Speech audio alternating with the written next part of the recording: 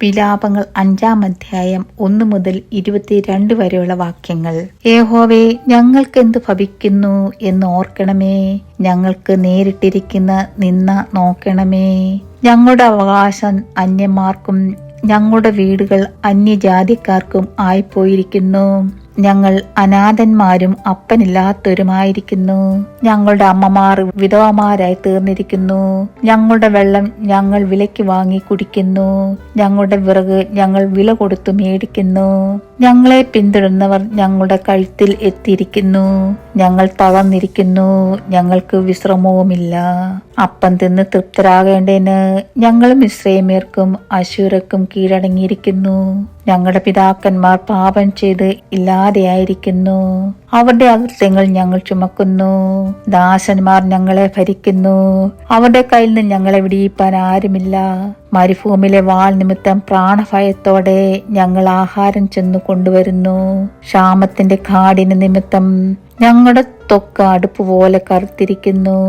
അവർ സിയോനിൽ സ്ത്രീകളെയും യെഹൂദാ പട്ടണങ്ങളിൽ കന്യകമാരെയും വഷളാക്കിയിരിക്കുന്നു.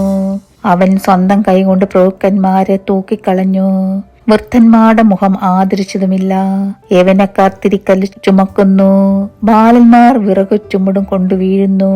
വൃദ്ധന്മാരെ പട്ടണവാതിക്കലും യവനക്കാരെ സംഗീതത്തിനും കാണുന്നില്ല. ഞങ്ങളുടെ ഹൃദയ സന്തോഷമില്ലാതെയായി. ഞങ്ങളുടെ നൃത്തം വിലാപമായി തീർന്നിരിക്കുന്നു. ഞങ്ങളുടെ തലയിലെ കിരീടം വീണുപോയി.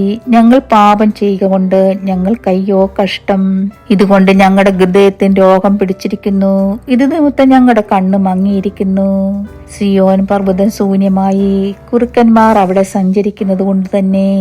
യഹോവേ, നീ ശാശ്വതനായും നിന്റെ സിംഹാസനം തലമുറ തലമുറയായും ഇരിക്കുന്നു. നീ സദാകാലം ഞങ്ങളെ മറക്കുന്നതും ദീർഘകാലം ഞങ്ങളെ ഉപേക്ഷിക്കുന്നതും എന്ത്? യഹോവേ, ഞങ്ങൾ മടങ്ങി വരേണ്ടതിന് ഞങ്ങളെ നിങ്കിലേക്ക് മടക്കി വരുത്തണമേ. ഞങ്ങൾ പണ്ടത്തെ പോലെ ഒരു നല്ല കാലം വരുത്തണമേ. അല്ല, നീ ഞങ്ങളെ അശേഷം തിരിച്ചു കളഞ്ഞിരിക്കുന്നവോ?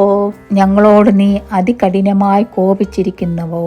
ദൈവമേ, സ്തുതി നിനക്ക് യോഗ്യമാകുന്നു. ബാറിക്കുമോ.